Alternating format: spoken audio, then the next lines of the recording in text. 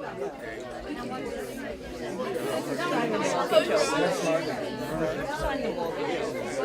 okay, just as a little retainer.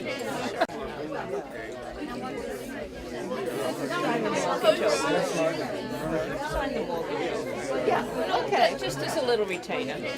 Neighbors, Hello. welcome to the Hudson Area Library and to this extraordinary event. I am so thrilled to see so many people here. It's really exciting. The inspiration for tonight's meeting came about through the writing of this book, actually, called Turning 15 on the Road to Freedom, which was written by Linda Blackman Lowry, Elspeth Leacock, and Susan Buckley. And it's the story of a 14-year-old girl from Selma, Alabama, who in 1965 was in the choir at Brown Chapel. And she heard Martin Luther King speak, and she and the other girls in the choir were inspired to take up the cause that he was preaching about. And they went out on the Edmund Pettus Bridge on Bloody Sunday and got knocked around. Linda had 18 stitches in the back of her head. She was arrested 9 times by the time she was 15. And she also was helped by her teachers. You'll find out more about this if you come and see the play that we're going to be having a week from Saturday at the Montgomery C. Smith School over on Harry Howard Boulevard. It is a benefit for the library. We're asking for a suggested donation of $10 from adults, but nobody will be turned away if they are unable to pay the $10. And kids are free because we really want to share this story. And it's And at 3 o'clock. It's at 3 o'clock on Saturday, and Linda herself is going to be here, in addition to the young actress who's playing the role of Linda, and the director, Ali Sheedy, who adapted this book to turn it into a stage play. So I am a member of the board here at the library, very new, just started last summer.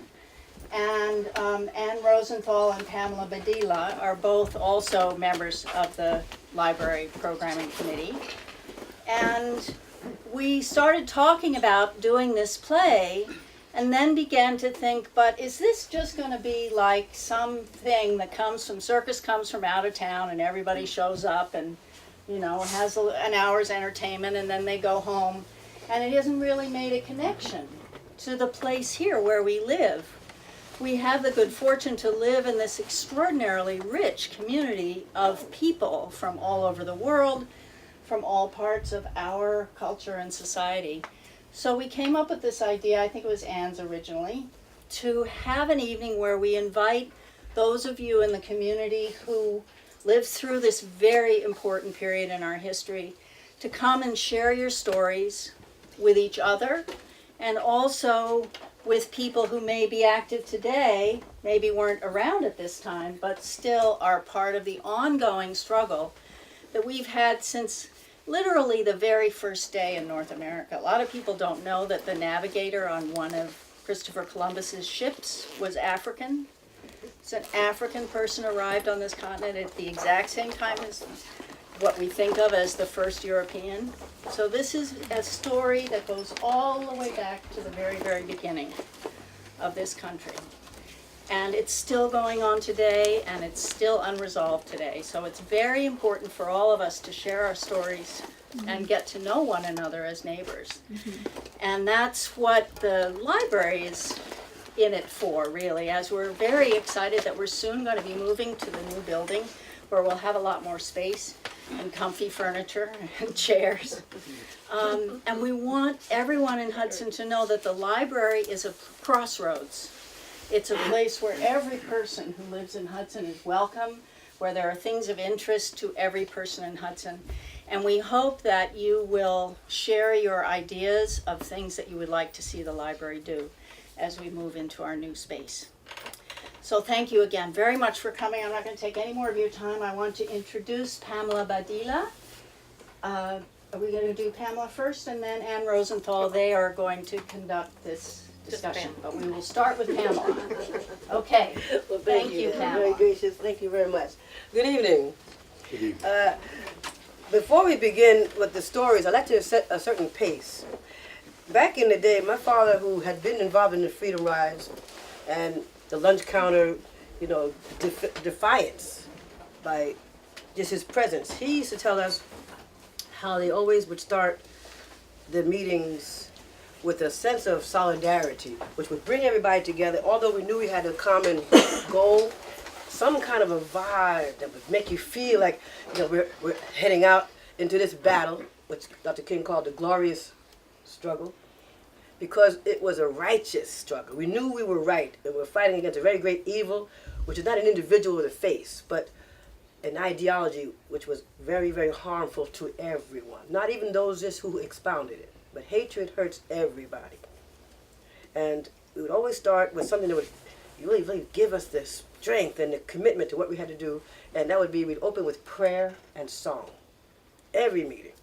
And so to that end, I'd like us to do that sort of resurgence of that old time way of doing things, and ask Reverend Cross if you would please open this evening with prayer to unite us on this mission, and then we're going to offer a song of defiance, a song of commitment, to which I hope you will join, as myself and some of the young ladies with Perfect 10 will lead you in. We ain't gonna let nobody turn us around. So we're gonna sing that song together like we mean it. Reverend Cross, if you would be so kind. Oh, Heavenly Father, in whom we love and move and have our being, dear Lord. Father God, we ask, dear Lord, that you might open up our hearts right now, dear Lord. Open up our hearts, and we claim a connection, dear Lord. A connection that moves from heart to heart and breast to breast, Lord. Father God, we seek out knowledge of all the things that have happened in our history that will lead us to the point of which we are now. Father God, we ask you to rain blessings down upon you, upon us, Lord. We ask you, dear Lord, to touch us in that still voice, to give us a desire to seek out, dear Lord, to grab hold of those things, dear Lord, that you so desire us to have, so that we might become closer, dear Lord, that we might become as one, Lord. Dear Lord, we ask you to bless us and keep us as only you can. Open our minds, but most of all, open our hearts, we pray, in the name of your Son, Jesus, who is the Christ. And all God's children said, amen. Amen.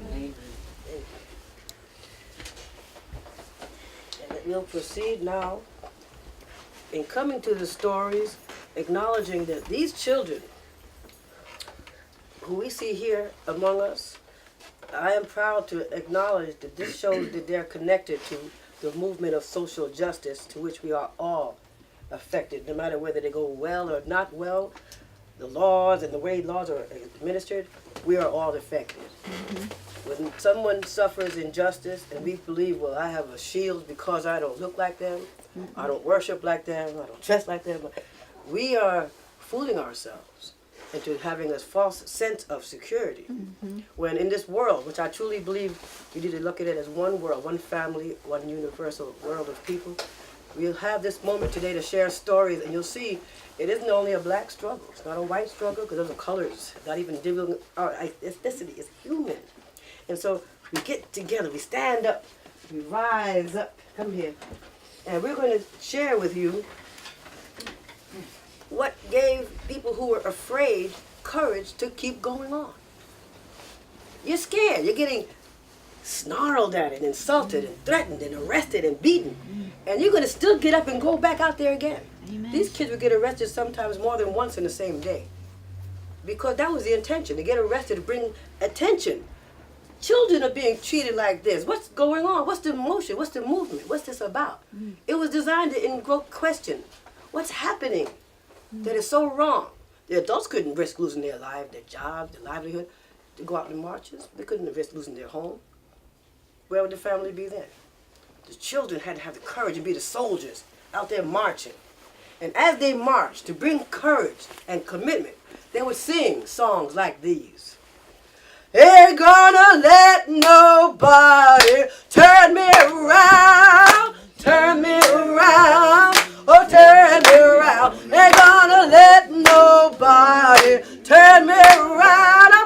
keep on walking, keep on talking, marching up to freedom land. Everybody, come on. Ain't gonna let no jailhouse turn me around, oh turn me around, turn me around. Ain't gonna let no jailhouse turn me around. I'm gonna keep on walking, come on now, keep on talking, marching up to freedom land.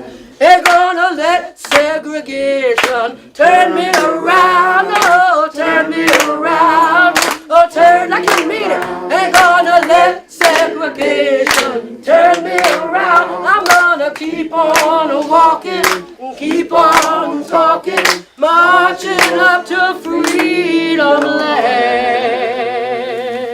You get courage from that kind of stuff, don't you? You're not alone. You know you're not alone.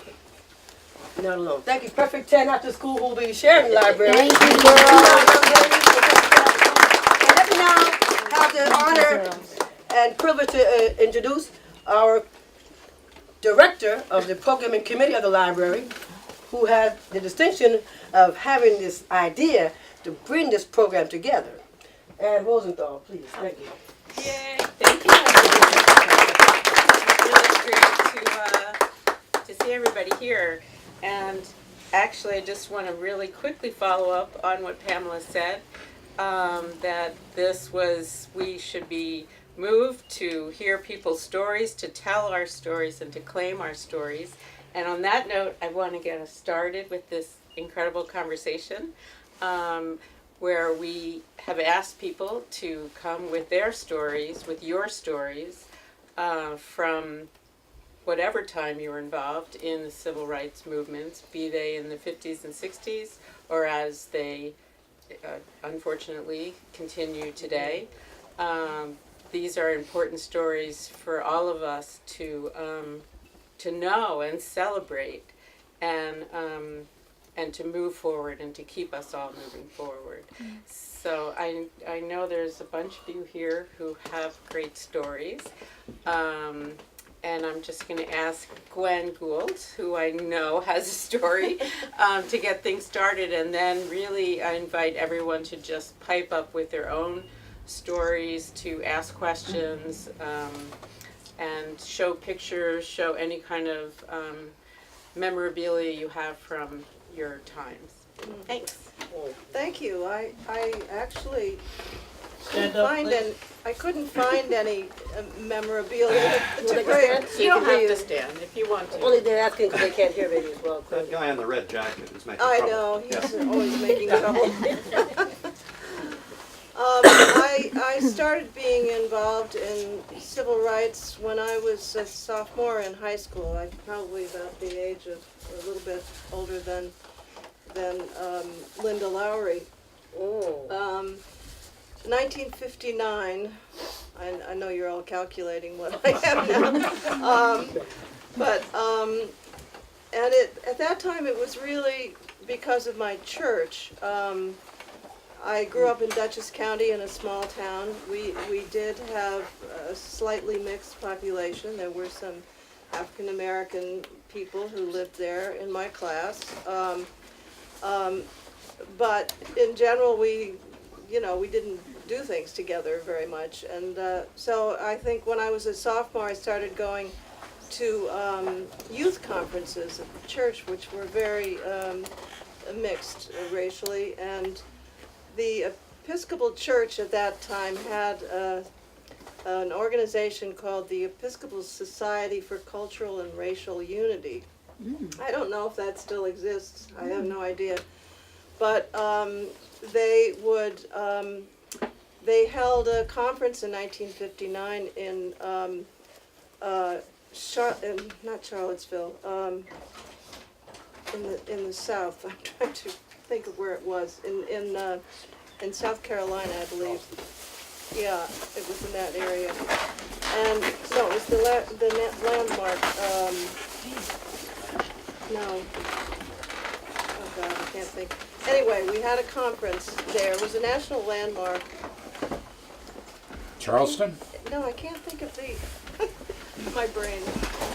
in any event, it was mixed racially, and because it was a national landmark, we could do that at that time. So that was my introduction to it. In 1963, I was on the March on Washington. And that was a very powerful experience, as you can imagine. We went on a bus. I can't remember who organized the bus, but there were people from my church and lots of other people. And the thing it was kind of spooky because the roads were cleared. There was no traffic other than the buses that just went one after the other into Washington. It must have been an enormous job clearing the roads for all of these buses. I'm sure they were scared about what might happen there. So that's a strong memory I have of just how weird it was that everything was, the way was cleared. We hardly even stopped, I think, on the way down. And of course, it was powerful, hearing Martin Luther King speak. And I don't need to go into detail about that because everybody knows about that. But so that was very moving for me, and I felt very good that I had the opportunity to go. In addition to that, then in 1961, I was going to college in the Midwest, in Indianapolis, or south of Indianapolis, DePauw University. And it turns out there were only 3 black women and about 10 black men who were students there in a university of 3,000 people. And I didn't know anybody there, so when they sent me a postcard about roommate preference, I said, foreign student? And so they put me with a black girl from Alabama, and who had come to be I'm still in touch with her, and we were very close. We lived in an independent women's dorm. All 3 black women lived there. That was the only place they could. The rest of the university was sororities and fraternities. And in any event, we stayed friends. We were roommates for 3 years, and then our senior year we had our own rooms, but we were still in the same dorm. And I was talking to my sister about this. Apparently the university called my house to ask if it was okay for me to room with a black woman. So that's my story. I don't know if I can give you more details, but it was a powerful experience. And I have invited Bob Heller to come. He has a house here in Columbia County and was a freedom rider. So Bob, my story. I actually was raised in Long Island, in a town called Rockville Center, and then I went to college in New Orleans at Tulane University in 1959-60, and I got involved in civil rights in my sophomore year. And I joined the CORE, which was the Congress of Racial Equality, and there were maybe 6 or 7 students from Tulane University, which at that time was a segregated school, like everything else was down south. It was my first real experience of seeing segregation, being on the streetcars or the buses. Black people had to sit in the back. They couldn't go into restaurants. They couldn't go into movie theaters. It was it was mind-blowing to see and experience that for the first time. So I got involved, and in the core chapter in New Orleans, there were students from the other universities, the black universities down there, the Dillard University, Xavier University, and I can't remember the other university. So the core chapter there maybe consisted of about, at that time when I first started there, it was maybe about 25, 30 students.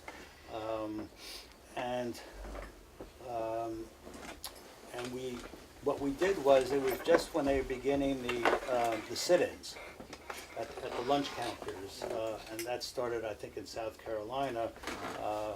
And in New Orleans, there were a couple of Woolworths and McCrory's there, and so we made signs up and we went marching in front, trying to keep people out. And we immediately got arrested, and we spent time in prison, in jail, local jail, just for a little bit. And then we went out again and got arrested again. And then, I guess it was in 1960, I was going home for Christmas, and I had a friend who was also in the core chapter, Margaret Leonard, whose mom was a reporter for the Atlanta Journal, and so I went to visit with them in Atlanta, and Margaret's mom says, "Come on, let's go have tea with Martin Luther King." And so we went to his house, Margaret and his mom, and we sat with Dr. King and his wife and his children, and quite honestly, today I'd be more impressed than I was then. I mean, he was one of many civil rights leaders at that time, and he asked us about what we were doing in New Orleans and so forth, and it was looking back, it was quite a momentous occasion, spending time with him and his family. And then when I left Atlanta, I went back to New York for Christmas, and I went to the core chapter in New York, and they asked me, they said that they were going to demonstrate against Macy's, because Macy's owned a department store in Atlanta called Richard's Department Store, which was segregated. Segregated in the terms of that black people weren't able to work there as salespeople and so forth and so on. So they asked me to dress up like Santa Claus and carry a sign in front of Macy's, which I did. I think that hit the New York Times. And then when I got back to New Orleans after Christmas, I went to Lexington for a couple of days because the National Core was having an organization meeting there of all the core chapters in Lexington, and there I met with James Farmer, who at that time was the president of Core, and I spoke to him, and he said to me, you know, he had this idea about freedom rides, and he told me his ideas, and he said the idea came from Gandhi, who did the march to the sea for salt, because salt was, I forgot you remember that? Yeah, it was the exclusive privilege of the British to produce and sell salt. Right. And they were going to go and symbolically take a cup of seawater out and let it dry and make salt. Right, and not pay the tax on it. Right. Right. So that's how the Freedom Rides came about. It was based on that concept of going against the law, but doing it non-violently. That was the whole concept, non-violence. So at the end of the school year, they decided to do the Freedom Rides, and so as most people know, that they started up north and they came down, and there was a lot of violence on the first two buses, And I joined in, I was like the third group coming out of New Orleans, and we didn't take a bus, we went on a train. The whole idea was to integrate the train stations, the airports, all the things that had to do with transportation. And because at that time, the bathrooms and the water fountains, everything was segregated, but it was against the law to have it segregated because these were national things. They weren't state-run. So we took the train, and of course I got off the train and I was immediately arrested, put into a paddy wagon and taken to the city jail. And that was, I guess it was May 1961. So I was one of the first white people in the jail. They segregated the jails. There was white people in one jail and black people in another jail. And we were in the city jail at the beginning, and it was a big room with 16 beds, and I think we had 7 people there at that time, and then it filled up very quickly after that.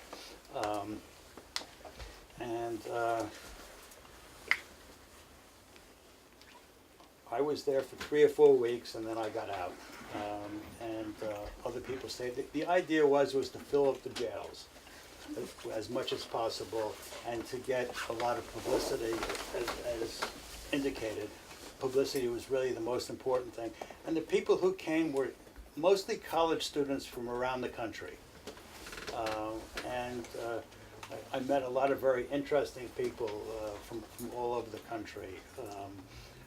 Initially, there were a couple of people from Cornell, I remember, and the food, and I was going through my file before I came here, because my dad passed away about a year ago, and he left a bunch of stuff, and so I found a letter that I wrote when I was in prison in Jackson, and I described to him a little bit about the living conditions there and the food, and we were eating cornbread and molasses and fatback for breakfast.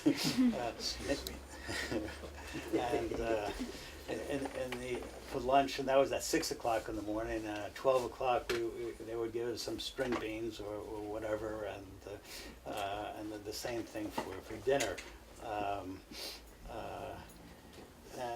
But we were treated fairly decently, because I like to think that the world was looking upon us, and so that there was a lot of concern that they didn't get bad publicity in Mississippi at that time.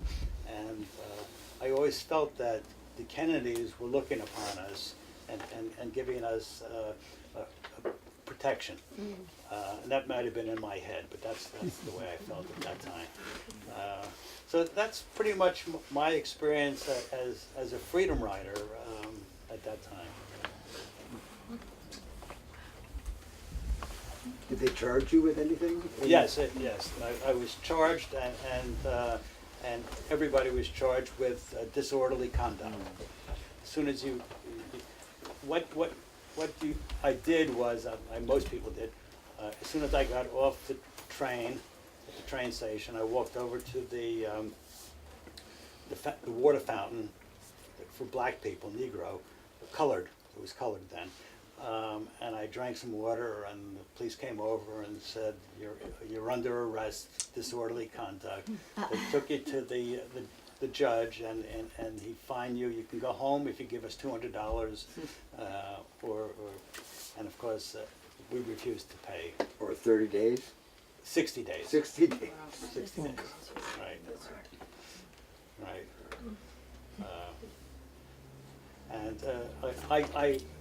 I got out on a bond after 4 weeks, I think it was. Yeah. But eventually, all the cases eventually went to the Supreme Court, and it was all dismissed. But it took years and years and years for that to happen.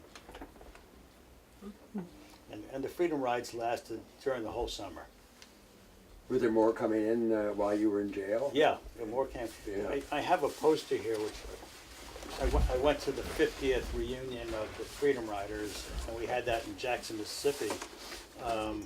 And this is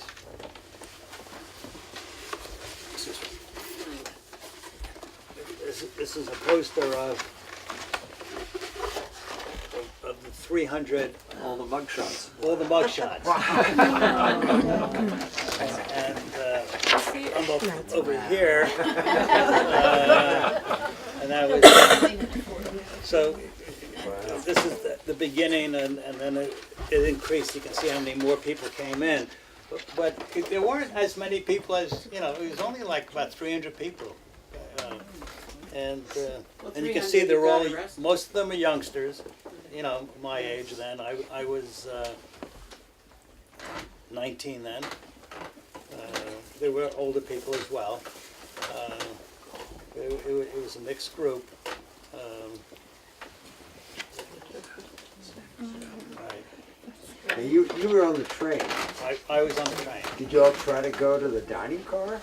Anything that all dashes? Oh, yeah, that yeah. wasn't a problem. Wasn't a problem. But, no, because it's interstate. Oh, already that Already, worked. yeah. That was okay. Yeah, yeah. As far as I can remember, my memory is not that great.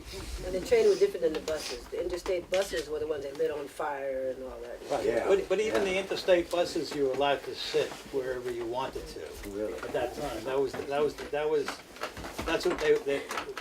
what we were making sure it was okay.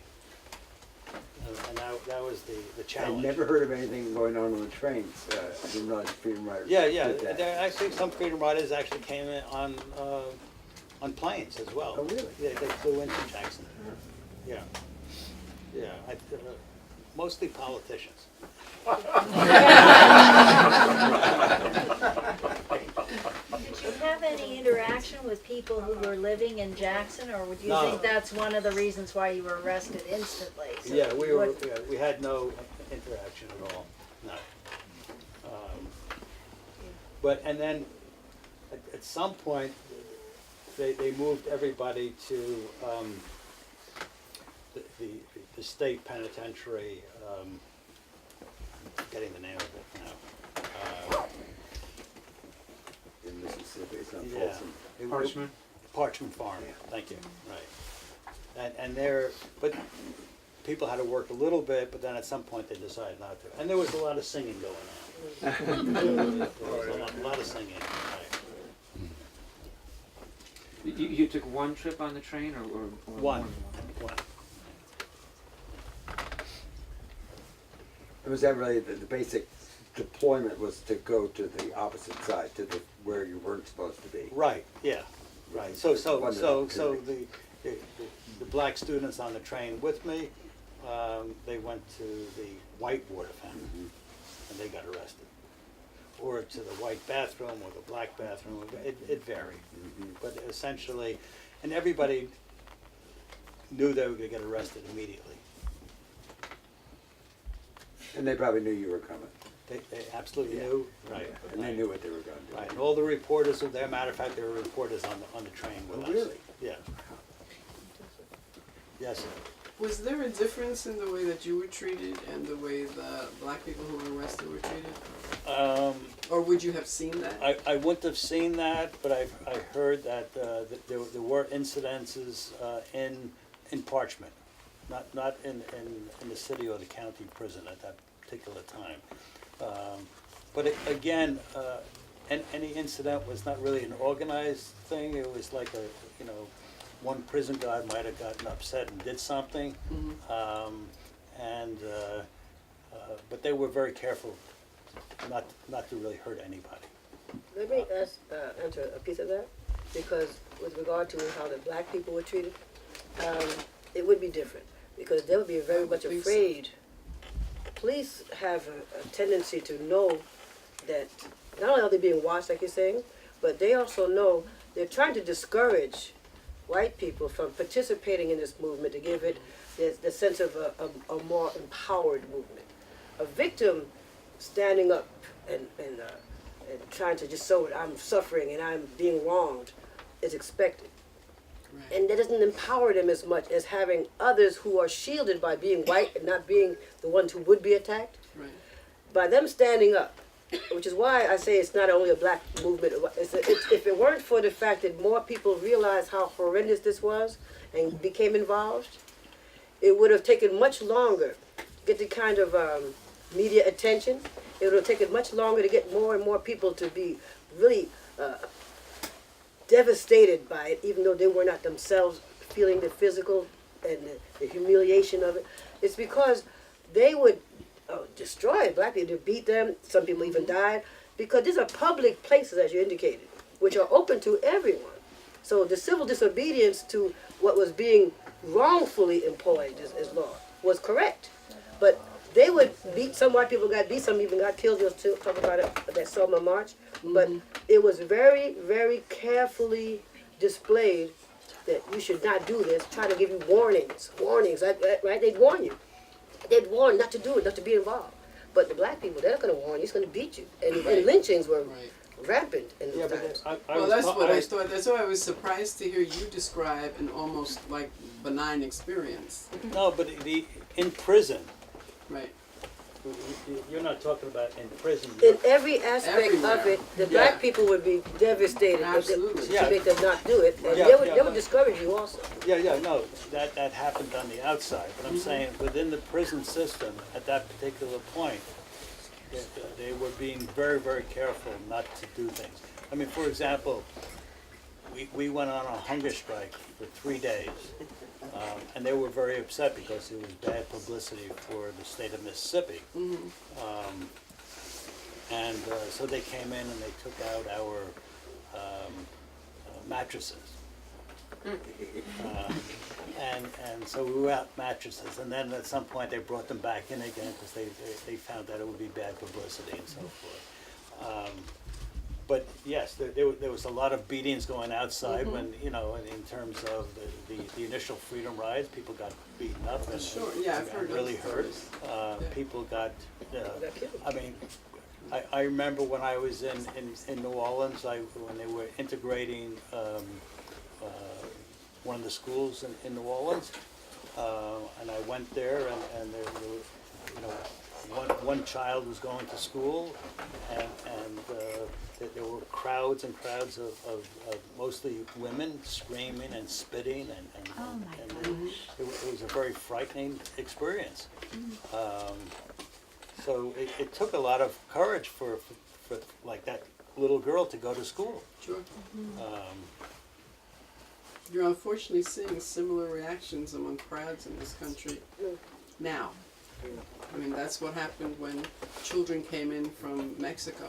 There were crowds of people who were spitting and Right. yelling. And so that behavior is still here. Right.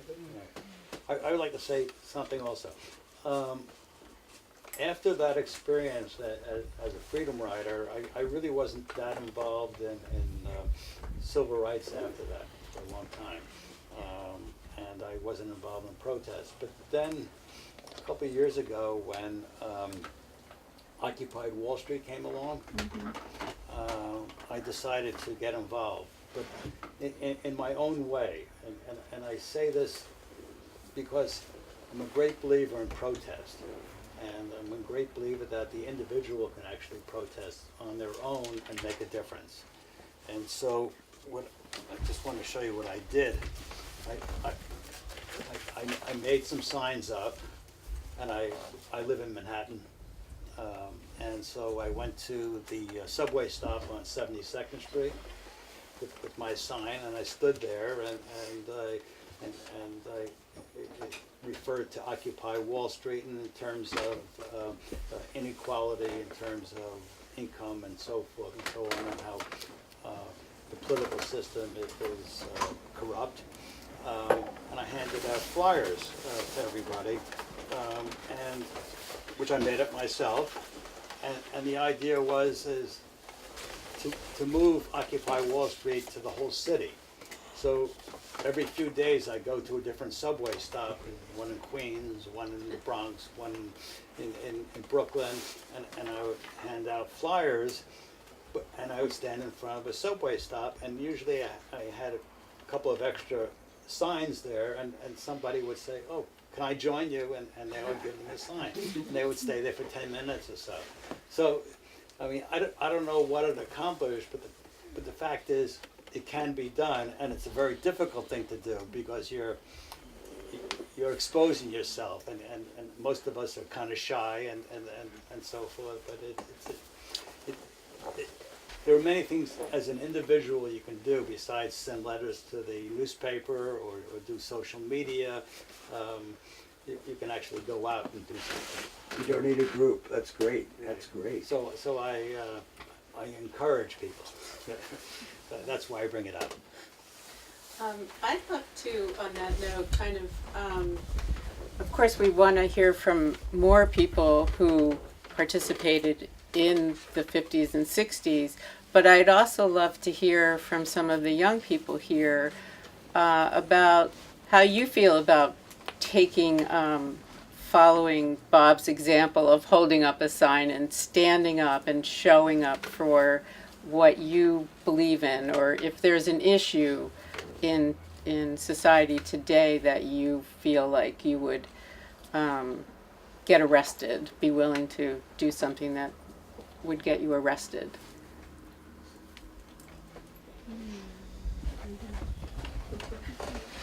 Just to prod you a little bit, I remember there was a project to go all the way to Washington, D.C. last year with a certain group of people to, after having initially said, you know, there's so much bullying in the school in Hudson, and fights almost every week, and it's just getting to be so I can't even study. I feel like it's not even safe to go to school. And I mean, that's one of the reasons I pulled 2 of my kids out of that school, because I realized not only was a problem, but there was not much being done on the campus. The kids would complain and they would be ignored. They would complain and be ignored. They went to a school board meeting. We had a contingency go to the school board meeting, and they were politely, appreciated and then ignored. So it got to be a point where we wanted to do something about it.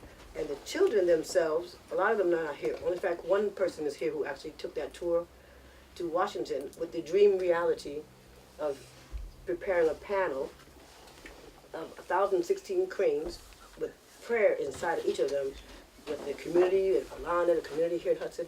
And these children went to Washington with an idea. So I'm going to ask Hallie, because she was on that tour, to explain what it would take, because you guys decided to stand up against bullying, and we talked about bullying. Well, bullying goes on around the world. People who have power impose on people who have less power. Folks who can push their weight around do that and make it so it's unpleasant and unsafe for anybody who doesn't have the clout to push their weight around. And we said, well, that's not right, that's not fair. What did you guys do about it? We went to the Department of Education, and we sat at this table and we had a meeting there, and we talked to the people about different problems that go in the school every day, and we also talked to them about upgrades that we need for the school to help everybody. So we did a lot, and they didn't ignore us. They actually listened to us, and they said that they would do something about it. So it was, I was really happy about it, because I noticed that a lot of people don't get to even have a good day, because they always gotta get pushed around by somebody, and they're just minding their business and they can't, because somebody always gotta say something to them. So when we went there, I was surprised that we wasn't being ignored, and they were actually talking to us, asking us questions. So you talk to them about the food too, though, because They talked specifically about education that's being offered. You know, when we talk about I'm going to go about other stories, but the Black Lives Matter. How can our lives matter? How can our story not be told and our lives matter?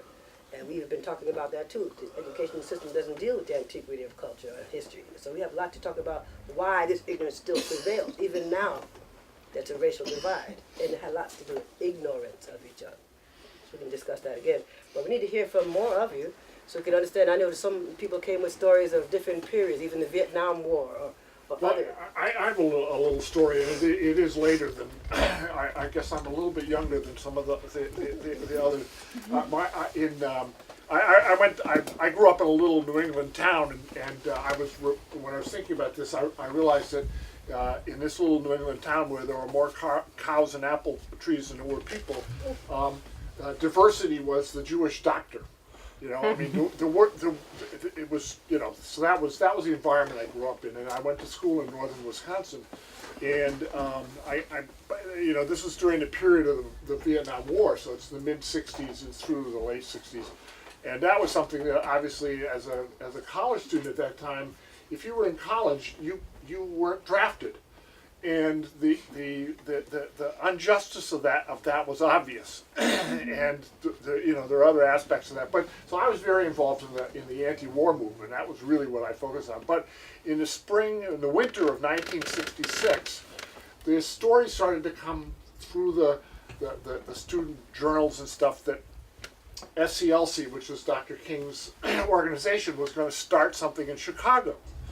And I can't really speak to in depth to exactly why they were doing it, but it was clear that in the Northerners' viewpoint, segregation was something that occurred in the South. You know, it was an evil of the South.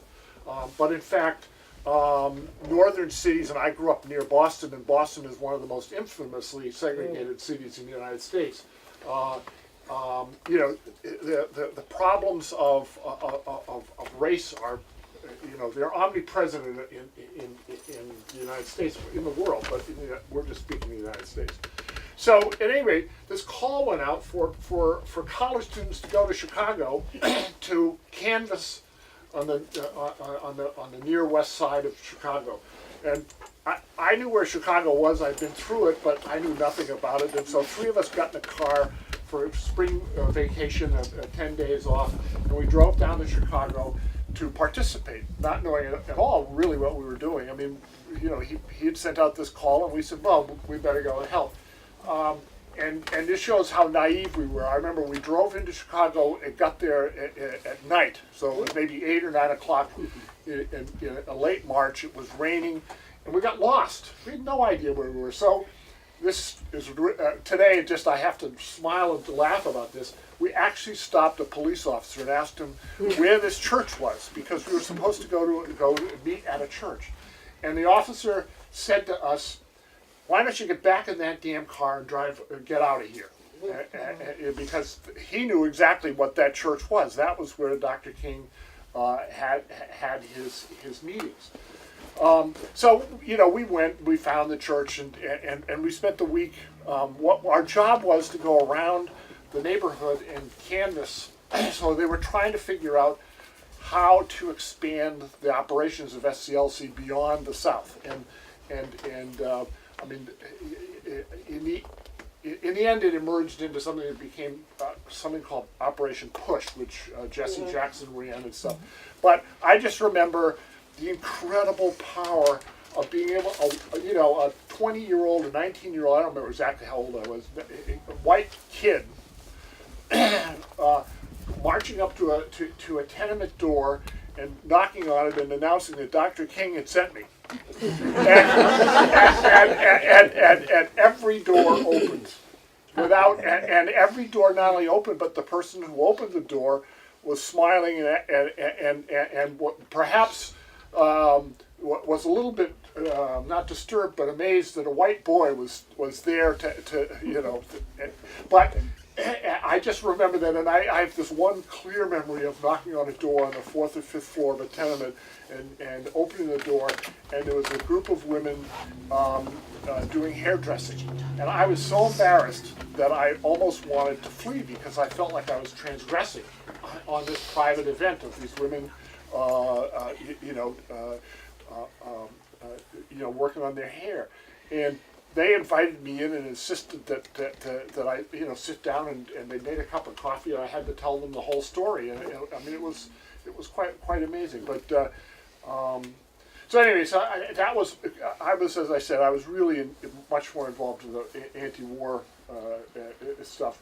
But there's another little piece to this story, and that comes all the way now to the last 10 or 15 years of my life. I now have 2 African American grandchildren who live in New York City. And they're now 13 and 16 years old, and the boy who's 16 he's not as fat as me, but he's as tall as me, so he's a big guy. And I've become aware now, in a way that I've never been aware before, of how worried I am about him on the street and police. You know, he lives in Harlem. And you know, I know his father's talked to him about it, but I'm still concerned about that because he lives in a kind of somewhat upper class bubble. You know, he goes to a private school in Manhattan, but still, he's a young black man. When he's out on the street, as the events of the last couple of years have proven, you know, if you're a young black man, you're a young black man, and you know, it's very likely that unpleasant things are going to ensue.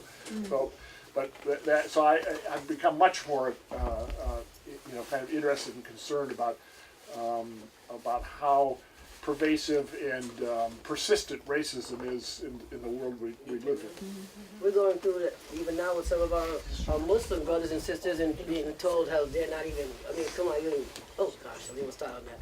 This SCLC, just a point of clarification, is the Southern Christian Leadership Conference, which was founded and presided over by Dr. King, and that was a program to get children together, young people together, because that was the greatest power of these movements. And it's important to know, even over to South Africa when the kids stood up against apartheid, a lot of those kids who were in the streets, who were getting shot and killed, kids, because often you must recognize the family structure is such that the parents have to work. Otherwise, the difficulty you're already suffering will be even more pronounced. So the kids had to have that courage, and the kids were called upon to be these soldiers. So the Southern Christian Leadership Conference was a lot of young people, and it turned into the People United for Self-Help, which was Jesse Jackson's program, the Rainbow Coalition. We had the thrift shops and the books and all that. A lot of these movements correspond to an organization that people hear the name the Panthers, they start shuddering. But those people were about teaching. They wanted books everywhere about feeding kids. You go to school hungry. How is your mind supposed to function properly and do well when you're hungry, you're having it hard? They were about giving people the nutrition of the mind and the body, more so than when people hear so much about them walking around wanting to kill somebody. And in fact, the movement of resistance was all around, and all types of organizations were involved in this movement with different, points of attack to the problem. And the problem, once again, is not a problem with a particular face, although often it showed its face to be the same. Because people were taught to be ignorantly believing their place of privilege, which was undue. And that ignorance is education. A lot of the stories we're going to talk about this evening, you're going to know that a lot of the time people were treated so wrongfully due to the fact that we have not yet been taught in this country to realize the truth of our story, of all of our story, to realize that there's a community of world, of everyone in this world. And as long as we're treating one group differently, unkindly, unjustly, we are showing a very evil, negative part of the humanity, which will not be healed by laws that are not enforced. It'll only be healed by the law of nature in our heart that we must enforce by understanding that although Dr. King spoke so much about love and people thought about it being weak, there's a very powerful strength in love. Because if I love you as a human family, I cannot watch you be disrespected and treated wrongfully and be all right with that. That's the power of love. It's a love that makes you know around the world people should have food. Around the world they should have water. They should have a place to live and not be afraid. So these are things that these stories are bringing out by knowing you came here together to know you're sharing a story because you see this. You believe in this. You understand this. And that brings joy to my heart. Can we have someone tell us some more stories? Well, actually, I wanted to talk about someone who was one of the founders of the Southern Christian Leadership Conference. He'll be in Hudson in a couple of weeks. His name is Dr. Bernard Lafayette. I'm on the board of the Staley B. Keith Social Justice Center. We have a 3rd anniversary dinner coming up on February 19th, and Dr. Lafayette is going to be our keynote speaker. So, and he has deep history in the civil rights movement. He is still part of the national leadership. He worked with Dr. King. He was there for everything that you're talking about. I do have tickets. I can leave my contact information here. Anyone who is interested in coming, it's going to be wonderful to hear him speak. We have some of the kids from Space 101 are going to come and perform.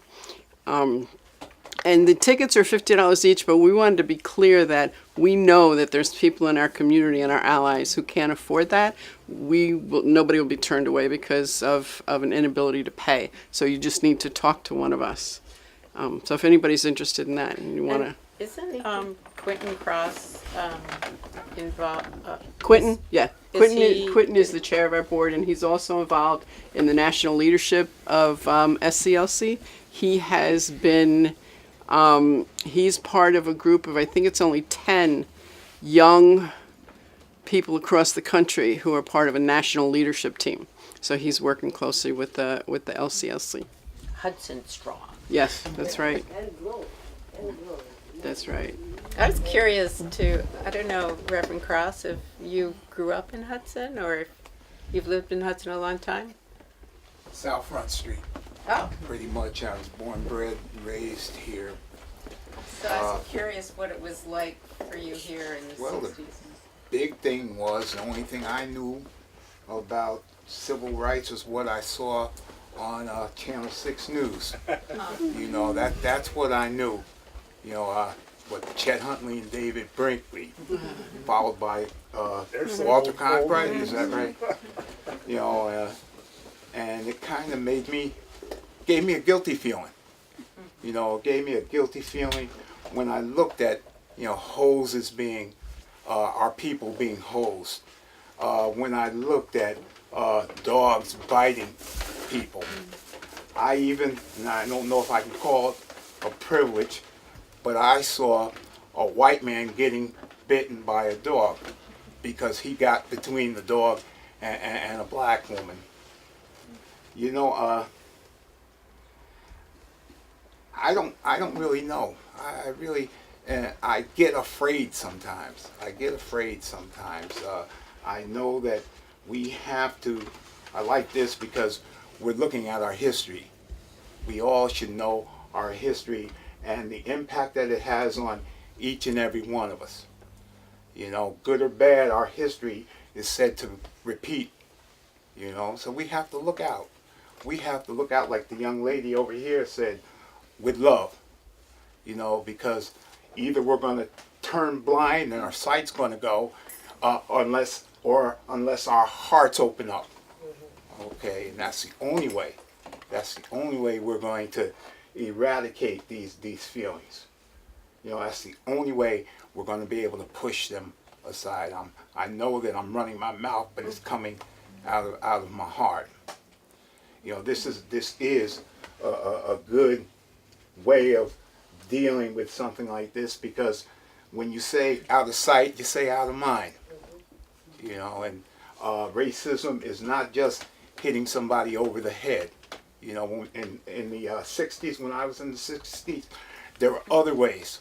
There were other ways of segregating, you know, like being called to come last. You know, coming to a doctor's office at 8 o'clock and not leaving until 8:30 and having 5 or 6, 7, 8 people go ahead of you. You know, like going to a store, okay, and you wanting this and not being able to get it because I don't know why. But those are some of the things that were happening. And some things are still happening. You know, they're not labeled as that, but they have the mark. They have the mark of racism. And I thank you for bringing us together. I thank you for I'm looking all over. Oh yeah. Now I'm cross-eyed too. No, but you just said about how it's not. But that point you just made, you know, about how it's not as open, but it's still. Look at the criminal justice system that we're talking about now. We're gonna go back and forth about stories, but there is not only implied but obvious and evident racial disparity with how it's operated, and because people can prosecute however they want to, they can sentence however they want to, and even though there are mandatory issues about law, they're applied in very, very deliberately wrongful ways with regard to people of color. We know this. But while we tell these stories, can we also think about how we can make it such that these stories don't have to get told every generation? Oh, here we go again. You know, because really, this hateful stuff, it is, if you could actually see it on somebody, you wouldn't want to look at people a lot, because even they don't know sometimes that they're walking with hate because they've been so taught. That can't be your friend. I had a good friend, Lori Weber, in 2nd grade. When I got to 3rd grade, she wasn't allowed to be my friend anymore, and it was obvious. She couldn't even look at me anymore because she was told, "What are you doing with this little black girl? You don't know." And I'll be 62 this year, so it was back in a little while ago. The times that we're in now, you would think we've made so much progress. You would think we had come so far. And you have to realize that the far you come is the far you have to come, where it really matters. And this is what we're trying to invoke with these stories, to get in and tell us what that story does to you, what it makes you know that you risk, because some people risk a lot of that comfort zone by standing out against what's wrong. But is it living in a wrong place a kind of a comfort zone too, where you just accept it because that's just what it is, it's just I'm used to it, it's safe, I'm safer. I remember being told, get in at night, don't be outside, because if you're outside when it's late, that's when a lot of stuff happens, and don't be in this area. Don't ever go into that area. You couldn't even go to Garden City if you lived in Westbury. You don't go to Garden City, and never at night. You knew these kind of implied and understood things about how racism is prevalent. So while you tell your story, tell it, you're helping heal some of this by sharing it, and then we can say how we can dismember this horrible demon that it is ignorance, which is the root of racism. Share. Let's hear some more. Oh, I saw somebody. Oh, hold on. I'm going to call her out. I'm going to shout her out. Ruth Tamaroff, my dear. I know you have a whole lot of story to tell. Come on, dear. I got to hear your story. That's right. That's right. This is a soldier. Come on. Would you like to sit here? Do you want to sit here? No, come down here. There's a seat right here. Oh, okay. Well, I just told a bunch of stories today. I want to hear some more. You're warmed up already. What's GXC. Yeah. On the radio. Local radio.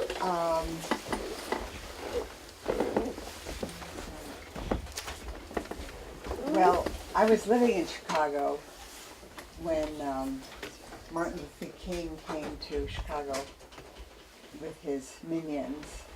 I knew Bernard Lafayette when he was in his 20s, same as I was, and worked. But I had a good experience in Chicago. I was going to graduate school in social work, but wanted to be a community organizer. And I was assigned to work, in social work school, you work a few days a week at a placement. And I was working for the YWCA. And there was a very strong black woman who was in charge of social action for the YWCA. And I was assigned to work with her. And what she asked me to do was to work with a group of Head Start mothers who were all African American in the west side of Chicago, which was the area that Martin Luther King had decided, was the area that needed a lot of help. And these women were meeting and looking for ways that they could be useful in the community, but really weren't sure how. And I started meeting with them on a regular basis, and they talked a lot about their supermarket, that it wasn't, that they felt they were gypped at their supermarket, and they had a feeling that they were paying too much, and there were red lights over the meat counter just to improve the look of meat, but they weren't sure because they had never done any kind of action, except none. I mean, they had basically joined this group of mothers of Head Start children, and so they weren't sure.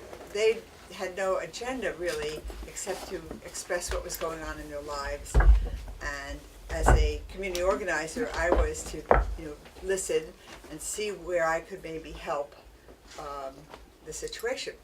So at the same time, Mrs. Martin Luther King had come to Chicago and had, with my supervisor, had started an organization called Women Mobilized for Change.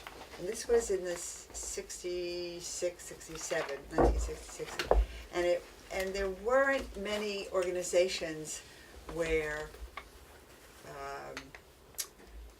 people from poor neighborhoods, what we used to call the ghetto, would be doing any activities with the white people from the suburbs. And Mrs. King and Joan, my supervisor, started a group, started the concept of how can the women in the suburbs, the white women in the suburbs, how can they work with the black women in the poor community? And because they talked a lot about the supermarket, and they knew it very well, they knew, because they had to shop for their families, we made up a list of foods, and the women out in the suburbs went to their supermarkets and figured out and wrote down how much something costs, and then the women, the Head Start moms, did the same thing. And of course, once we looked at it at a meeting, they said we are paying too much, and item for item, they're paying more in the black neighborhood than in the fancy white suburbs. And so we organized, we organized a caravan to Good Food, which was to bring the women, the Head Start mothers and their friends and neighbors out to the suburbs to go food shopping. And we had like 20 cars filled with people, and we got the television cameras, we got the television people to come, and they talked to the supermarket people. We saw this later on TV, but first they went in to hear the stories from the side of the supermarket owners, and they said, we are very, kind, trying to defend themselves that they really want to, and the supermarket looked kind of nice, so we thought, oh darn, this is not going to work, because it looked like a nice, well-kept supermarket. But we all knew that the prices. What? The one in the poor neighborhood. The one in the poor neighborhood looked like a fancy supermarket. It was a fairly new one, and there were, and so we were afraid that the people watching TV, if it got on TV that night, would say, "What's the matter with that? There's nothing the matter with that market." However, we started our caravan to Good Food, and we all went shopping in the suburbs, and then we had a nice luncheon together. And then we went back to everyone went back home. We went back to the neighborhood where the Head Start moms lived, and the suburban ladies went home. And that night on television, the most astounding thing happened. That first they showed how the guys in the supermarket were showing, in the black neighborhood, were showing off their supermarket. And they were all white, the owners were all white, who were showing their supermarket to the television cameras. And then they showed the picture of the cars going to on the caravan. And then the newscaster said, and the most amazing thing happened after the caravan left. And we weren't there, so we didn't know this. And he said, the newscaster said, all of the black employees walked off their job because they got the incentive from us and they knew they were making less money than the white employees, and they basically ended that supermarket.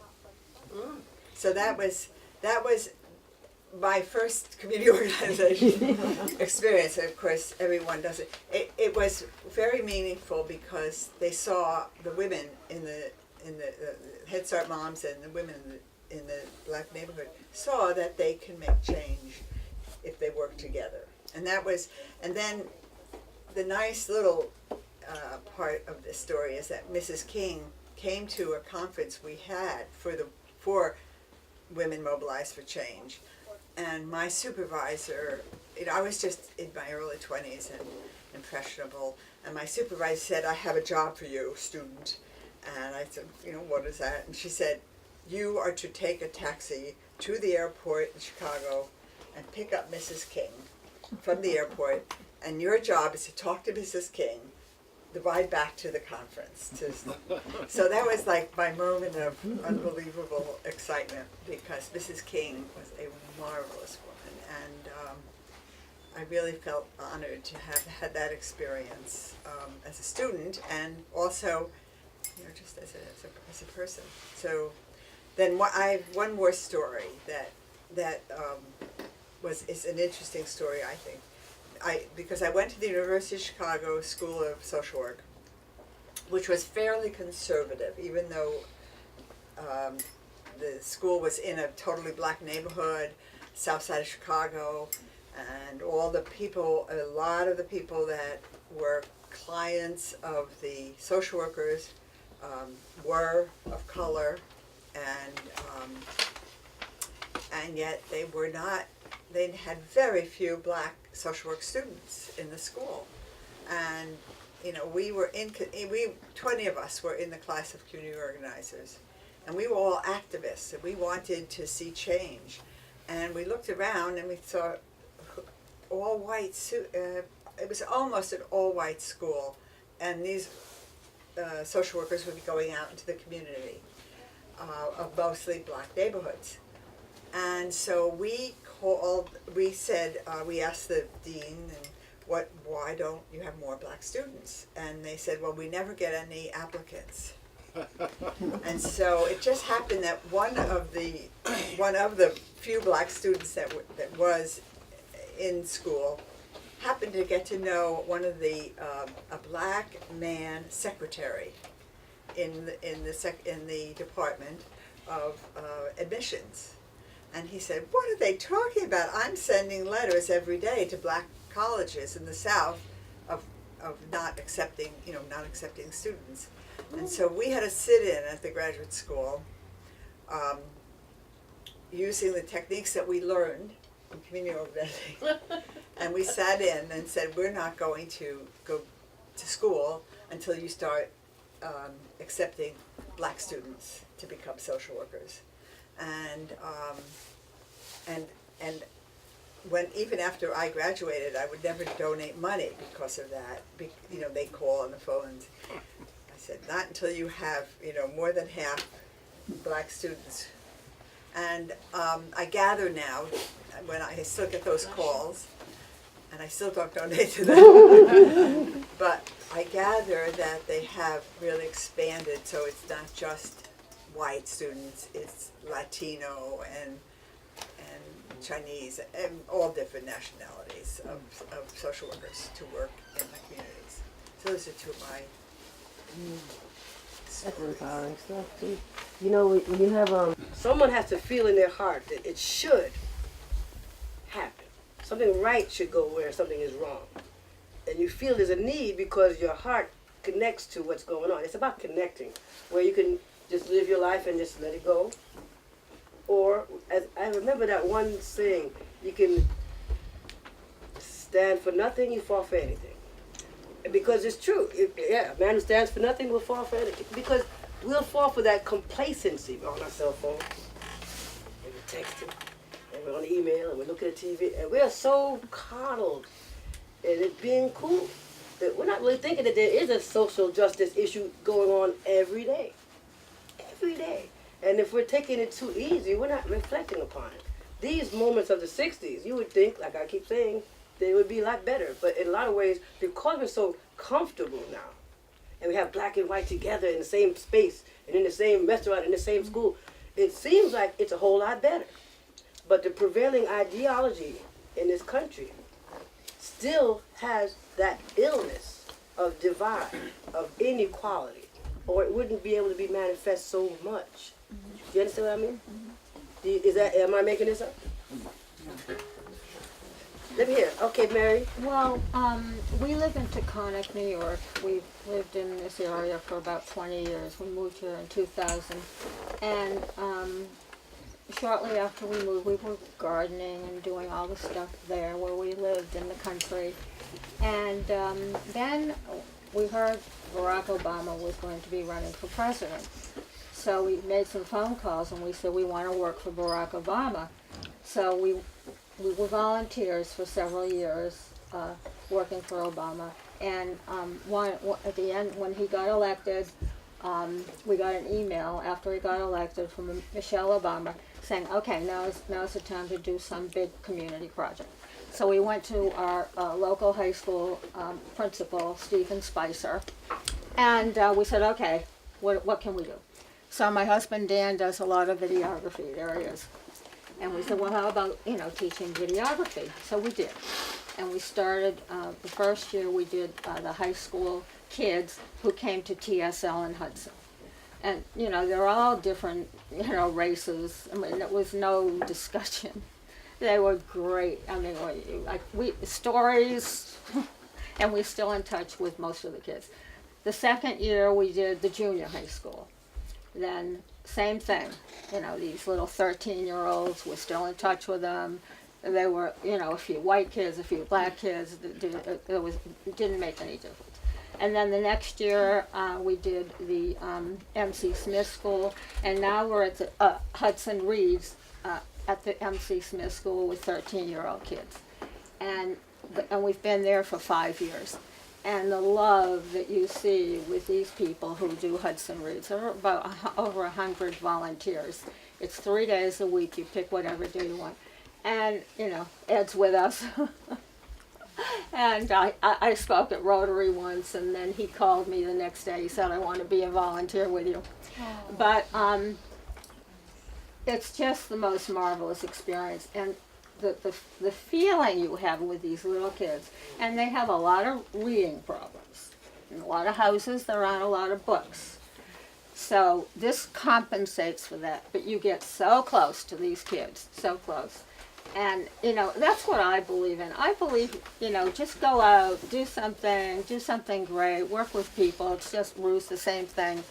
And our neighbors said, oh, how can you go to Hudson? You can't go off Warren Street. We said, what? And, then we stopped going to our own town meetings. We got disgusted because it was disgusting. So now we're in Hudson every day, or maybe twice a day, and we're so close to the kids, to Ed, to the whole gang, and it's a great place. But, we're very impressed with the kids and the feelings with the black and white kids. Last night we went to the basketball game at the junior high school. Some of our kids were playing basketball. And, it's totally mixed, Hudson. I mean, we don't live here, obviously, but we feel like we do. But, I think everyone who lives in Hudson, you're very lucky to be here, because this is life. This is the United States. It's a great place to be. But, the more everyone does all these things, and then, right, Pamela? I mean, your daughter, Gunda, was in our first, video class, and now she's a rising star. Did she graduate from? She graduated, and in fact, she's going to be telling stories. She'll be here at the performance on that Saturday, performing with the sisters, the Lumingu Night, in honor of Linda Buckman. Yeah, Laurie. yeah. So it's all great. It's all very good news in Hudson, I think. Yeah, the arrest stuff with crime isn't great, but I mean, it's just, as you say, everyone's got to fight. You got to fight. You got to go to the police. I've gone to the police chief and talked to him about things, because some of our kids have gotten into trouble, and I say, you're too stiff on these kids, and just go. And I don't know, but I do think Hudson is a marvelous place. That's it. You're talking about the kids. Where's some kids? Let's get some kids. I was just going to say, I'd love to hear from some of these kids. Wonderful young people who are here about how the community feels to you, and how can you're growing and you are soon going to be the leaders of this community. what do you envision for the future? What would make Hudson an ideal place for you to live 10 years from now? How can we build on this feeling and this communication that's begun tonight and help to make Hudson the kind of place that we want it to be? Do you all have any ideas about that? No pressure. Small kids. Oh, Different age. well, you know, let's start. We have a group of kids from Operation Unite. Or did you want to say something? I did actually. You know, what occurs to me is, you know, a lot of the stories about King are somewhat like 50 years old. And you know, when I first came up here, I moved from New York maybe about 20 years ago. And one of my first jobs is actually I worked at the Martin Luther King Center and Commission in Hudson. And what most people may or may not remember is that even though it's a federal holiday, it wasn't a New York holiday for a long time. And so there was a whole agency that was dedicated toward trying to make that happen. And so I was part of that with Virgil Hodges, and I traveled all over. I've been to the King Center. I've met, you know, Coretta and Bernice and the son. And one of the things that just occurs to me to tell you actually about to young people that, you know, the struggle kind of continues. Like a lot of injustice is institutional. And so you will see people be exploited.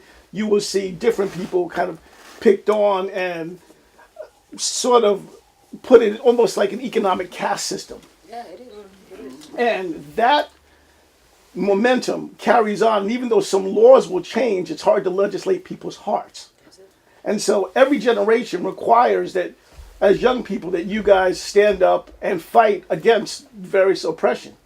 And you can't just leave it to say, okay, well, you know, as she was mentioning, in all of these movements, whether you're talking about civil rights here in this country, almost any country, it's usually the young people that are on the forefronts, that are talking about how can we put ourselves out there in a way to say this is not going to be acceptable. And so that question as to what matters to you enough for you to stand up and be arrested for. And it's a scary thing to think, well, you know, do I want to, you know, nobody wants to be arrested, but there are levels of injustice that you're going to have to stand up and make a conscious decision to say, you know what, am I going to take this? Am I going to accept this, even if it doesn't affect me?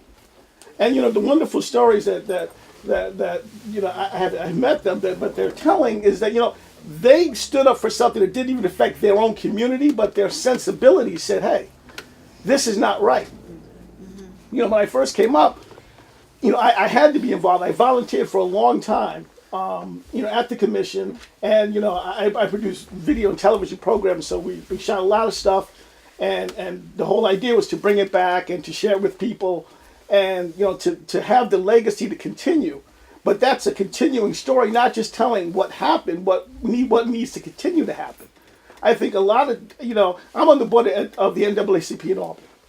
And one of the things that I say, and I'm a new board member there, one of the things I say is that what seems to have happened to, in my perspective, is that people have gotten complacent. Laws have changed and people said, okay, well, you know, things are okay. And there's a lot of talk about a post-racial world. And in some ways, that's true, but in a lot of ways, it's not. And you have to make up the gap to say, if there's a difference, if I feel there's inequality in my school, in my town, in law enforcement, in the court system, and even if it does involve you, but it involves somebody that you know, you should stand up with them and say, you know what, we're not going to accept this, because Dr. King's final tenet, one of his final things that he talked about was not only just economic equality, but he said injustice anywhere is injustice everywhere.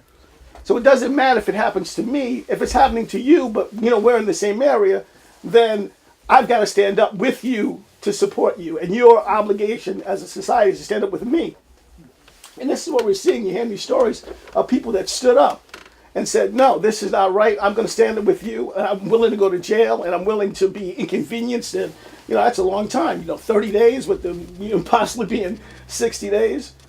But when things matter, when somebody else is being persecuted, as Ed said, seeing on the news, when you see your freedom as people of color has been bought in blood. You guys just take it, it's okay. People died. People suffered. People were beaten. And so you're standing on the shoulders of those people. And so you guys need to say, wait a minute, if there's injustice, I'm going to stand up. I'm going to protest. I'm going to go to City Hall. I'm going to go to the newspaper. I'm going to do whatever it takes, as long as it takes, no matter how hard it takes, because you're going to have children. And you're responsible for your world. And so, it's incumbent upon you to really take this in and think, what are the issues that I want to be involved in? Because every generation needs those activists that are going to stand up and do what needs to be done. That's my comment. This is exactly what's happening. This is exactly what you just said, Todd. What happens about these young people? I'm looking at their faces and yeah, I like it. But there's a line. That line is where we're not connected because we're not taught. These children are not taught this story. None of these kids are learning at school the dynamic and powerful movements that went on to get us to where they're not taught why they should protest. They're not even taught that there is something to protest against. And looking at the news, we're taught to look at, okay, so that's what happened. Okay, well, then we should not have done that. And then you go on back to whoever you were texting. See, we have to realize that we're not being open yet in the way we teach children and to gauge them and to connect them to what's really happening so they can carry on the torch and they can get the baton. Before we continue, Sister Helen, I wanted to take a moment and acknowledge this wonderful gathering that we have. We have maybe 3 generations of people here, and even those who had not known the struggle, they know what struggle is. If you hear a story about a struggle, you know that somebody was, that's not right, and okay, then it went better, and somebody had to make the connection between what's wrong and fixing it right. You guys are going to make that connection because we're getting old. and it's your place because it's your world. I just heard about a kid who went on a 45-day talking strike because world leaders wouldn't step up to climate change. 45 days, a teenage kid, shutting up? He believed in something. So you guys got to realize there's something you can do. There's something you can do. And I need you all to help us maintain this kind of collective because it can only grow from here. If you'll be so kind, take a few seconds to give us your name and your email or your phone. I'm new to the email scene, but however we can reach you and gather it again in a larger space and continue this ongoing conversation because the time will come, not soon, but we'll have to kind of close some of this, but we don't want it to end. You understand? Because there's so much coming together with the stories and also a story leading to why this story is happening and how it can change the way the story is going. There's a lot of work to be done and having this beginning is how to do it. I'm very, very happy we have this opportunity and please help us keep it going. So we wanted to challenge the children, even though you don't maybe know what all it is that's not going well. How do you feel? It's just an open question, even from not knowing the stories. How would you feel if this whole scene turned around in such a way where suddenly, where you're going to school, where you're able to even plan a career for a future, suddenly is compromised just because? I can find that because you look a little different from somebody else, maybe you shouldn't get to go to that school. Or you speak a different language than somebody else. Maybe you shouldn't have the right to that career. Why should you ever be a director of a corporation when I don't want your kind? That kind of random, stupid, ignorant hate had so prevailed in this land since its inception that it's ingrained in how we even teach subjects in school. You hear about inventions in the Industrial Revolution in school. You hear about how roads were built and how paper was invented. You don't hear about some of the actual origins of a lot of things in school. Do you ever question sometimes when you hear, or you're reading a history book, anything that's told to you? Do you ever question? Did you want to say? Yeah. Could I interrupt? Oh, I thought you had your hand up. Yeah, we're asking them, the children, do you ever feel uncomfortable about how you're being prepared for your future? Do you ever feel like I'm not giving the same kind of attention at school as somebody else, or I'm not giving the same kind of respect as somebody? Do you ever feel that there's a divide? You can say a yes or a no answer. Just, I want to get an idea, because you're here, so many of you, and you're so much what's going to make the change real. We need to know where you come from, how you feel about all of this.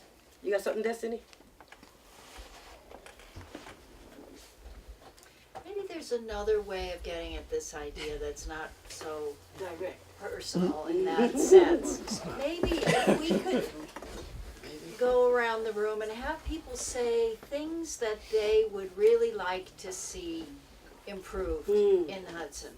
Things that either they really like about living in Hudson, and things that maybe as a community we could put our attention toward making life even better here. Any ideas about that from this group?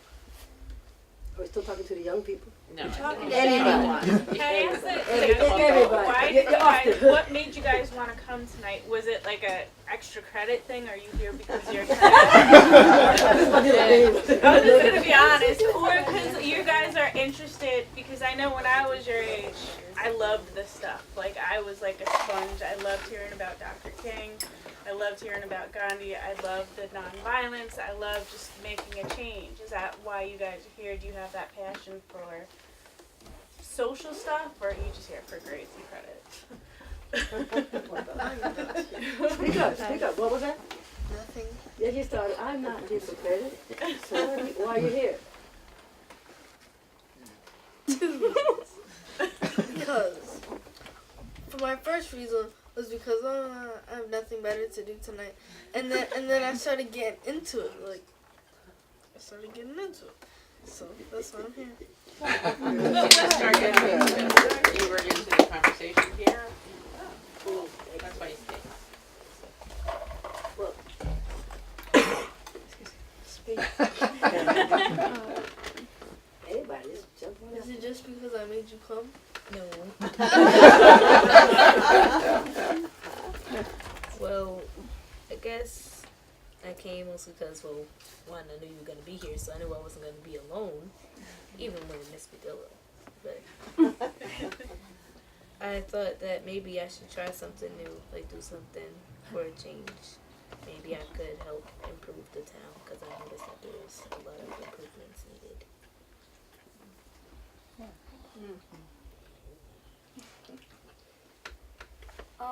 Well, I came here for two reasons. One is because I'm taking a class, sociology, and we're attending outside meetings outside of school. But I am interested in this topic, and I really enjoyed hearing everybody's stories. And I like that Hudson is very diverse, and I've met a lot of different kinds of people, which I like. I'm actually here for two reasons as well. I also take the sociology class, and we're inspired to interact with our community, and so this was a wonderful opportunity. And I work with Operation Unite, so we always do this together. And I think it's important for us young youth to actually learn about our history and our country and our origins, and and I think our teachers in Hudson actually do a wonderful job of teaching us these things. I know, like, our social studies teachers and especially our psychology teachers, very inspiring, and taking the course actually itself is a wonderful bet for all of us. And I came here for the same reason as you, and I really enjoyed hearing all of your guys' stories, because it's really inspiring to know about everyone's history, because we never get the chance to actually hear everyone's stories, and it's really inspiring. Thank you. Well, I just came because I haven't really heard a lot about this topic, about Selma, the book that she had inspired, and even the little plays that they have inspired from her. But I just wanted to hear a lot more about this topic since I really haven't had a one-on-one like hearing of what this is mostly about.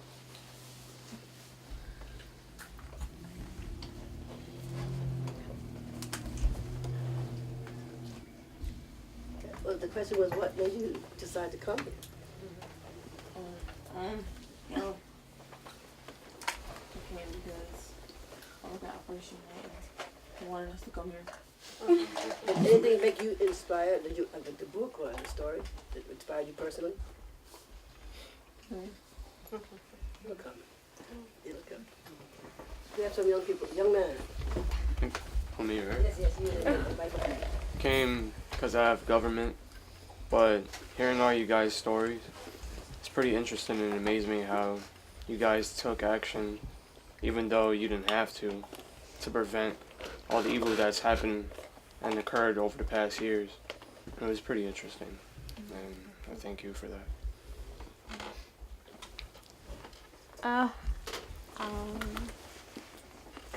I came here, I actually work in Operation Unite, but also I actually like to learn things from other people, but this is actually like the first time I actually heard a person like doing something for like the segregation, because I actually never heard a person do something for segregation. I always heard like people protesting, sitting, all those things. And also at school, it was like after school. What did we do, Brian? We was talking about something, and it was about like how women was treated, how they was like how they got put into this place. I don't know really that much about it, but it was like how they got put in, because like racism was like kind of one of the side effects that was put in it, and it was like pretty interesting learning from those things. But just like everything that one thing I do notice, like although those people who struggle, they never speak up. Although how much they want to, they don't. And this is like pretty neat that you guys actually stand up for those people who couldn't even speak up. That's it. This one more? Actually, two more. Do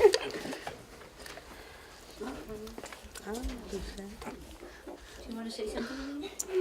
No, she doesn't want to say anything. All right. I heard you had you. That's why you had your hand up earlier.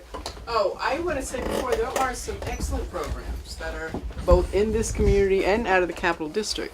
There is a program that SBK Social Justice Center runs in partnership with Kite's Nest, which is an incredible program for young people. They do an after-school program called Space 101. We run a summer program that's a youth leadership program, and it teaches about all of this.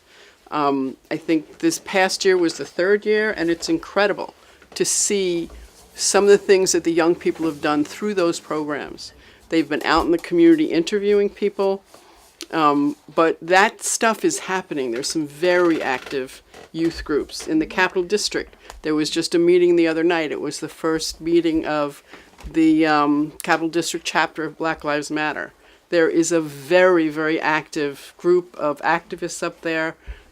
There's the executive director of the Social Justice Center up there, Angelica Clark, is a young woman who is doing tremendous things in that community. So these things are happening with young people, and I think sometimes there's that impression that they're not standing up, and they absolutely are. So it's a matter, I think, of making the connection sometimes and finding out what's going on, because it's happening in this community, it's happening in the Capital District. That's a regional thing.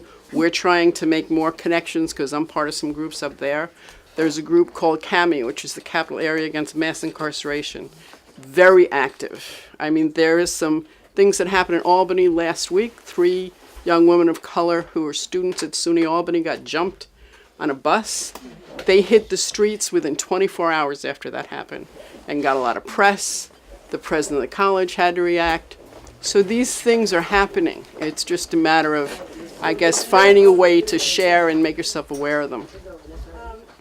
As a member of the board of the library, I would really like to hear, not now, but you could talk to anybody here in the library or any of us on the board, about how the library can help bring the community together. And our beautiful new library that we're about to move into is a spectacular space, and I think it's going to make everybody feel very creative, and it'll be a place where people can gather. And I'd really like to have you all think about what the library can do to help the community, because we are the community. We're in the community here.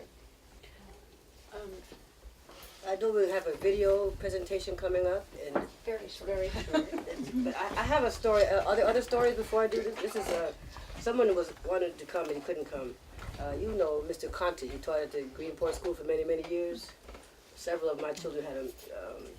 He wanted to be here, but he couldn't. So I asked him, well, tell me a story. And of course, I wouldn't have remembered the whole story, maybe in its integrity. So he presented this so I could share it with you, if I might. Between the years of 1964 and 1972, the nation was in turmoil. I was a high school student in '64 and graduated from Hudson High in '66. President Kennedy was assassinated in he said 4, but 3. Martin Luther King and Robert Kennedy both assassinated in 1968. The Vietnam War was on from '65 to '72. As you can see, my young life was surrounded by many protests and angry people. I went to Dutchess Community College in '66 and got involved in the civil rights movement. I watched the marches and followed Mr. King on TV. The college got a notice of a march being planned in Poughkeepsie, so a few friends and I decided to join them in their cause. Not sure if it was the fall of '67 or the spring, but I remember it was cool, damp, and raining. There were about 150 people in the march, but I can't remember who led the march. Martin Luther King wasn't the only protest going on. There were quite a few. People were protesting the draft and the war in Vietnam. Campus riots and students taking over administration buildings on campus were common. At Oneonta State in '66 and '69, there were many rallies for both civil rights and against Vietnam. They tried to burn down Old Main, which was the main building on campus. I believe the war in Vietnam helped the civil rights movement because all of the people demonstrating seemed to join together and consolidated in a common cause. And I'm happy to see that this is shown all around here, the common cause. I heard an article that happened up in South Africa, or down in South Africa, where the cops were getting ready to shoot the students, the black students. And the white students got up in front of them. You saw that? They stood up in front of them. Cops didn't shoot. It's an interesting thing to know. But together, I say, united we stand. United we stand. I'm not even going to say the other half of that because I'm not going to have We have another submission that someone who couldn't make it sent us. And then we're going to have to wrap up. It's almost 8. So unless someone has some pressing story they want to tell. I've really enjoyed this, but I'd like to. I don't know your name, but I want to take off on something you were talking about. Todd Randall. Hi, Mark. So one from my perspective, and this is really addressed to the younger people, is I would love it to have young people come to me and say I need help with something, because. That would be great because there's so much that needs to be done. And it's all in the future. All these stories about the past, that's the past. You have to remember them, but it's the past. It's the present and the future that counts. And I'd love to participate more in that. I mean, so that's where I'd like personally would like to from my takeaway is I'd like to hear what are we going to do in the future. Can I just say something quickly? Some of the Bengali kids, if not all of the Bengali kids, most recently, and probably most people in this room don't know, when we go to the doctors and we sit and we read pamphlets, they're usually in English. So the community has realized that the Bengali community is being left behind when it comes to health.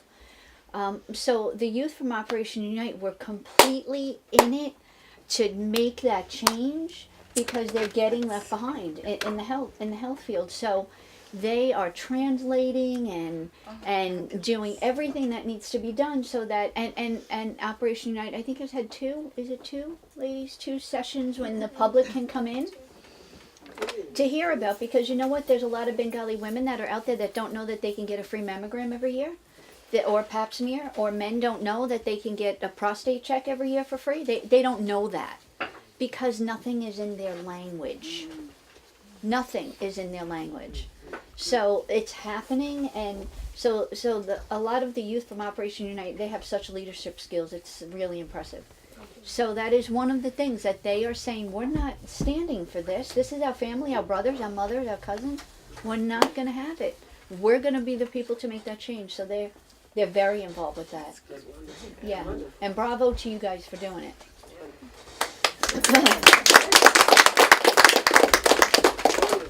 This is heartwarming to see that people step up. I know about 101 that they did last year. It's fantastic, and this is great to hear. More. We have a video.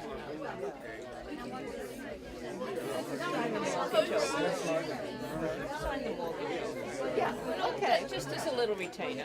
Sure.